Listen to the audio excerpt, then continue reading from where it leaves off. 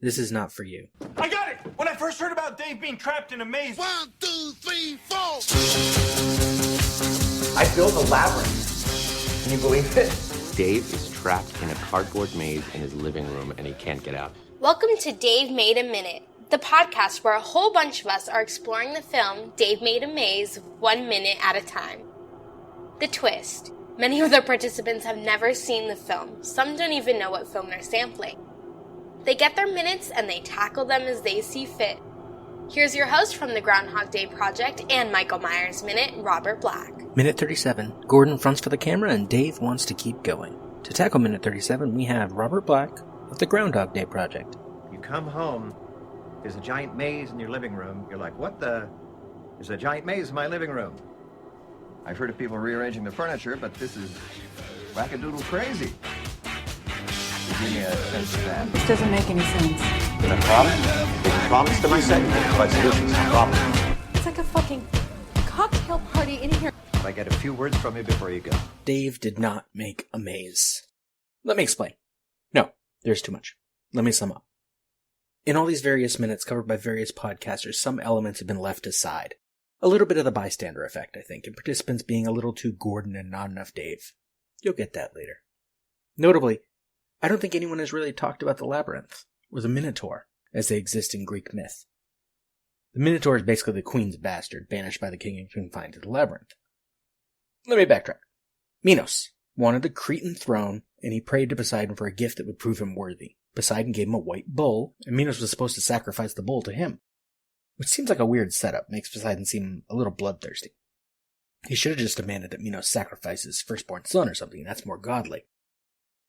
Anyway, Minos is like, this bull is gorgeous, I'm keeping it, and he sacrifices another instead. Poseidon, he ain't going for that. He curses Minos' wife Pasiphae to fall in love with the bull, and Pasiphae, being the resourceful girl she is, turns to Daedalus. Daedalus is a smart guy. He's gonna build the labyrinth later, and if you buy into Ovid's version in the Metamorphoses, the labyrinth was so complex that Daedalus himself almost got lost inside. Sound familiar? But let's not get ahead of ourselves. Pasiphae goes to Daedalus, and he makes her a nice cow costume, actually a wooden cow she could get inside, not some cheap cloth number like in Top Secret. Pasiphae gets into the fake cow, and hooks up with the bull, as one does. And she gets pregnant, yada yada yada, a kid comes out deformed, and in House of Leaves, which has been mentioned in this podcast before, and should be again, Mark Z. Danielewski covers a nice take on the Minotaur in a struck-through footnote. He writes, or rather, Zampano writes, quote, at the risk of stating the obvious, no woman can mate with a bull and produce a child. Recognizing this simple scientific fact, I am led to a somewhat interesting suspicion. King Minos did not build the labyrinth to imprison a monster, but to conceal a deformed child, his child. While the Minotaur has often been depicted as a creature with the body of a bull with the torso of a man, centaur-like, the myth describes the Minotaur as simply having the head of a bull and the body of a man, or in other words, a man with a deformed face. I believe pride would not allow Minos to accept that the heir to the throne had a horrendous appearance. Consequently, he dissolved the right of ascension by publicly accusing his wife Pasiphae of fornicating with a male bovine. End quote. Whatever Minos wanted hidden, he called on Daedalus to design a place for the child, and the Cretan labyrinth was born. There was an older one in Egypt, but the Cretan labyrinth is the one more of us know. Pliny the Elder describes the labyrinth in Natural History. Quote, that Daedalus took this Egyptian labyrinth for the model of the labyrinth which he constructed in Crete, there can be no doubt. Though he only reproduced the 100th part of it, that portion namely which encloses circuitous passages, windings, and inextricable galleries which lead to and fro. We must not, comparing this last to what we see delineated on our mosaic pavements, or to the mazes formed in the fields for the amusement of children, suppose it to be a narrow promenade along which we may walk for many miles together. But we must picture to ourselves a building filled with numerous doors and galleries which continually mislead the visitor, bringing him back, after all his wanderings, to the spot from which he first set out. End quote. King Minos would keep the Minotaur alive within the labyrinth by sacrificing young men and women of Athens who he had conquered. In a separate story, the labyrinth is also equated to the dancing ground that Daedalus built for Ariadne, Minos' daughter. The combined version, young men and women were sent over from Athens and they would dance together in the labyrinth, awaiting their doom. Like Greg and Bryn back in Minute 26, or the Flemish tourists later, if our heroes had not yet solved the riddle of this labyrinth.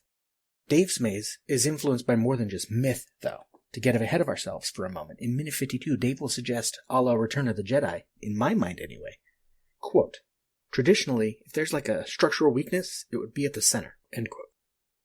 And in case Tierney and Mark don't get into it, putting a chrysalis at the center of the maze will be sort of a backward move. A chrysalis is a protective layer on the outside that allows for transformation within. The maze is Dave's chrysalis. Though we don't necessarily get that much of a sense that he has been fundamentally transformed by this experience, or that his relationship with Annie will be transformed either. I love the kitchen counter sequence from minutes 59 to 62 and what it suggests about not just Annie and Dave's relationship, but romantic relationships more universally. But even all those layers of costumes allow for the possibility that the final product to any given point might still be just a costume, dictated by tradition, dictated by society, dictated by one's own personal expectations. You in a relationship is not the same you that existed before or will exist after. You can't step into the same river twice and all that. But then, also, you watching this movie is not the same you that existed before or will exist after. In A Tale of Two Mazes, a sensory ethnography of choice, perception, and getting hopelessly lost, Marlon McGuire suggests a link between historical and mythological mazes and modern theme park Horror Nights haunted house mazes, and by extension I would argue a connection to the rise of escape rooms. And she argues, quote, "The sheer possibility of getting lost in the multicursal maze or merely being subject to the maze maker's whims in the unicursal maze pushes the body into an unusual space. Navigating through a maze involves both mind and body, and indeed unifies the two. As Penelope Reed Dube states in The Idea of the Labyrinth from classical antiquity through the Middle Ages, quote, "What you see depends on where you stand, and thus at one and the same time labyrinths are single, there is one physical structure, and double. They simultaneously incorporate order and disorder, clarity and confusion, unity and multiplicity, artistry and chaos." End quote. End quote. I'm reminded of that moment in Labyrinth when Sarah realizes there's an entryway right in front of her, after the worm tells her, what Hogla has already told her, not to take anything for granted. The visual angle makes one wall blend with another, and the opening is not immediately obvious, but only from the camera angle you have for the reveal of the opening. As she was walking by such an opening, realistically, it would have been much more obvious than when she is standing right in front of it, looking at it directly. Like that forced perspective room back in minutes 31 and 32. The camera angle makes the illusions work for us, the audience. The movie breaks the fourth wall in involving us in the character's confusion. We are subject to the filmmaker's whims, and while our main characters make few choices as to where to go, suggesting that Dave's maze is unicursal, they don't run into the Flemish tourists until they have split the party and Gordon baits the Minotaur. So Dave's maze is multicursal, like the mind of a creative with no clear direction in his life. Watching the film, it's like a horoscope or a tarot card, that notion of a lack of direction or that divide in his relationship with Annie. These are generalized just enough that we can all relate. You don't have to have an artistic bent to understand the feeling of not being able to get done what you need to get done to be the person you want to be. You don't have to be in a particularly troubled relationship to understand how unilateral growth in a relationship can push two people apart. And I'm nearly 10 minutes into this recording, and I haven't even gotten into the content of the minute itself, into documentaries, into rhyming, into The Princess Bride, into Hollywood cliches, into Gordon's one-liners. But I get ahead of myself. We begin minute 37 with the tail end of the T on the end of apartment, as Annie pointed out that even if they get out of the maze, there's still a Minotaur to deal with. Dave. Annie makes a great point. It's a temporary fix. It's not going to keep it out forever. We are angled on Dave, the blue towel old fort trick behind him. Cameraman and boom operator are to our left, Annie and Gordon to the right. Harry is all but off the screen. Close on the right, we can see the edge of his sleeve. Second 4. Gordon makes a show of jumping in front of cameraman. Cut to cameraman's POV through camera as some of that stylized old-school video game music cuts in. Gordon's face looms large in the frame. Dave looks on over his shoulder. Gordon, it's time to make some motherfucking bull burgers. Dave, kill it. Second 10, we're out of cameraman's camera. Gordon crosses the screen in the foreground, leaving Dave alone in a medium shot. Dave, great, good idea. But about the maze itself. Second 14, smash cut to cameraman's view again as Gordon jumps between Dave and the camera. Dave isn't playing to cameraman. Dave is playing to the camera. The film's camera. To us. Gordon has gone well past his freakout from minute 17, and he is embracing the fantasy of the maze. The image on his t-shirt is, of course, gaining more detail as Gordon embraces his role within the maze. Meanwhile, the film needs Dave to leave, needs the labyrinth to be solved. Gordon is hamming it up when he should be getting serious. Gordon, well, I guess it's time to take out the recycling. And we go back to Dave. Dave, another great option from Gordon, thank you. Or how about we finish it? Second 26, angle on Annie, who cannot believe what she just heard. Dave, right guys? Pull back to the long shot as Dave bends down to that bag we've heard about in previous minutes. Dave, because I've got all these supplies, we've got tape, I've got so much cardboard. We get a nice cutaway to Harry and Boom Operator, with some great lighting. Boom Operator is all in shadow, doing his job like the consummate professional that he is. Harry, half in shadow, half in light, adjusts his glasses. He's making his movie.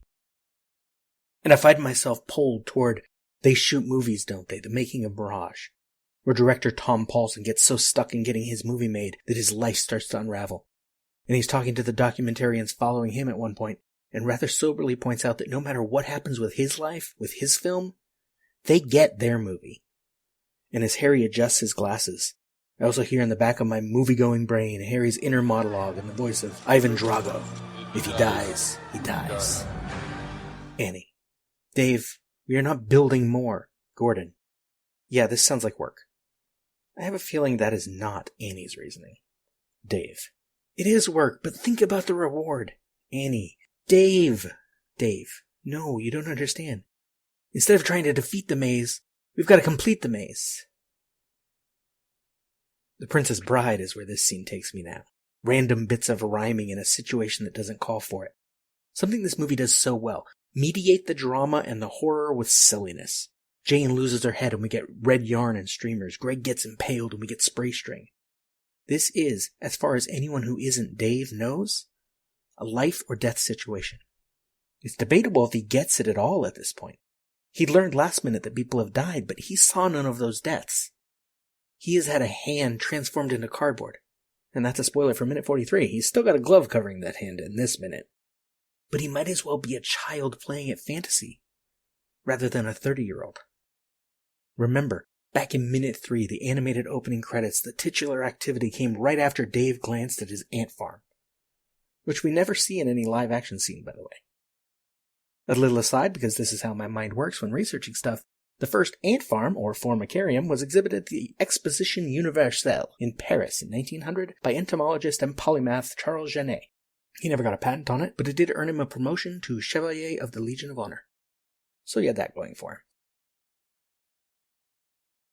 Anybody want a peanut? Is a great way to cut some tension, by the way. Gordon. We're not just doing that because it rhymes. And it occurs to me now that the rhyming here is like a riddle. And what good is a labyrinth without a riddle or two to go with its booby traps and its dead ends? Who is offering the solution, though? Is it Dave? Is it the Minotaur speaking through Dave? Is it the maze itself? Is there a difference? Gordon was all in a moment ago, but here he hesitates because running from a Minotaur he can do. Fighting a Minotaur with his friends and a film crew, he probably figures the odds are in their favor. But building something? Gordon probably put more effort into grooming his beard today than he did doing anything else. Adventure sounds exciting. It's that urge to rise up from the mundane. Get into a maze, get into an escape room. But work, even on something like a cardboard maze, is still work. Dave / the maze continues with his riddle. Dave. Well then, how about instead of trying to diminish it, he pauses and he absent-mindedly rolls the edge of the cardboard he's got in his hands, and if not for his height and his beard stubble, he could be a little kid, asking for 5 more minutes to read before bed, or to stay up late to watch the movie we rented from the warehouse, or to watch Riptide or Murder, She Wrote, or... Sorry, projecting. Dave, you guys help me finish it. And Annie's frustration here is not only quite palpable but understandable. But in the middle of this sequence, she too seems like she could be a child, not getting her way. It makes for an interesting dynamic and paves the way for the rest of the film. Dave needs to grow up. Annie needs to... child down. Harry, cameraman, boom operator, they just need to keep doing their jobs, and Gordon needs to step up. But, at least temporarily, They all need to embrace the fantasy, and maybe it isn't fair to call it childish. In the end, they will all return to the real world with real responsibilities. Well, they won't all return. Spoilers. But, and maybe this is the point, or a point, if not the point, their lives afterward will be the better for it. In Hollywood terms, events like these are life-changing. Hell, it's like a story is hardly worth telling in Hollywood anymore if the lead isn't in the middle of a turning point, because the exciting events cannot be the story. A few examples. The Shallows. Blake Lively's Nancy can't just be on vacation and get trapped by a shark. No, she has to be still dealing with her mother's death and considering dropping out of medical school. Don't Breathe. Jane Levy's Rocky can't just be a thief who gets in over her head with her fellow thieves. No, she has to be desperate for cash on one last job, and Hollywood loves the idea of one last job or one more day to retirement to get her and her little sister away from an abusive household. And my go-to, though it's a few years older, Behind Enemy Lines. Owen Wilson's Burnett can't just be an officer shot down and fending for himself without the proper equipment to get back to his ship. No, he has to be thinking about quitting the Navy, and somehow finding some dead bodies that are never commented on makes him realize how much he loves the Navy. Hollywood wants a lifetime finished between the space of two frames. Of course, this isn't that. Dave Made a Maze is not inherently Hollywood. Dave's struggle is not singular, is not necessarily life-changing. We don't get a cheap aftermath because this story doesn't want a cheap aftermath. This story wants an aftermath that we make for ourselves in our heads as we leave the theater or get off the couch.